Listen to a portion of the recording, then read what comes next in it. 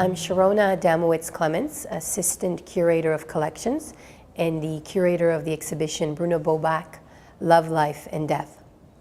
This exhibition is about East Coast-based artist Bruno Bobak, and particularly his figurative artworks that cover a period of approximately 2 decades from 1960 to 1980.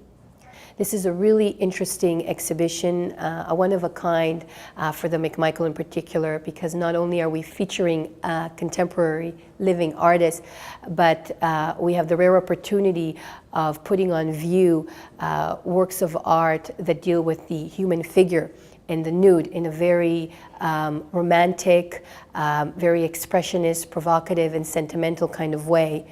The exhibition is also quite unique in the way that it references the German expressionist school of thought and how a Canadian artist has managed to incorporate the post-impressionist trends of the turn of the century into his own body of work and make it uniquely Canadian. Bruno was quite familiar with the type of realism that East Coast artists were creating. His interest was mostly at that time, between 1960 and 1980, in German expressionism and using paint in a way that was quite expressive and emotive. His images are quite realistic. They're not completely abstracted, but there is a sense of emotion and provocation through his use of paint, the grand gestures, the thick application of paint, the thick impasto, the fluidity of his line are quite suggestive of German expressionism rather than realism.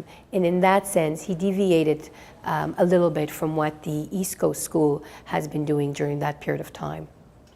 A few decades earlier, around 1913 and 1914, Oskar Kokoschka completed a painting called The Bride of the Wind, in which he chronicles his love affair with the wife of the Austrian composer Gustav Mahler. Alma Mahler was someone that was very important to Kokoschka, and so he depicts the two lovers, himself and Alma, in this vortex of color, which both tells us a story of their connection, their love for each other, that amidst all the chaos around them, they are united, comforting each other. At the same time, the image is also perhaps reminiscent of the breakup that ensued and the fact that Alma eventually broke his heart by leaving him.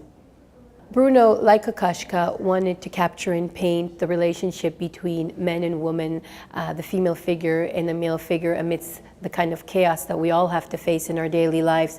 And he does that very well with Journey and Deluge, using the same kind of blue hues in his painting as did Kokoschka.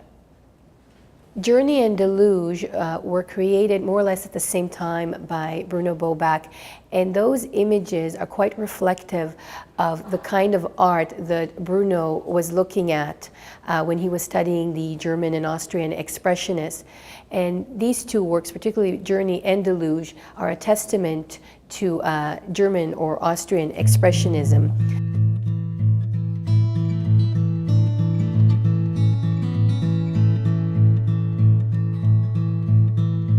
I'm Sharona Adamowitz-Clements, Assistant Curator of Collections and Curator of the exhibition Bruno Bobak, Love, Life and Death, an exhibition which will be running between September and December the 5th at the McMichael Canadian Art Collection.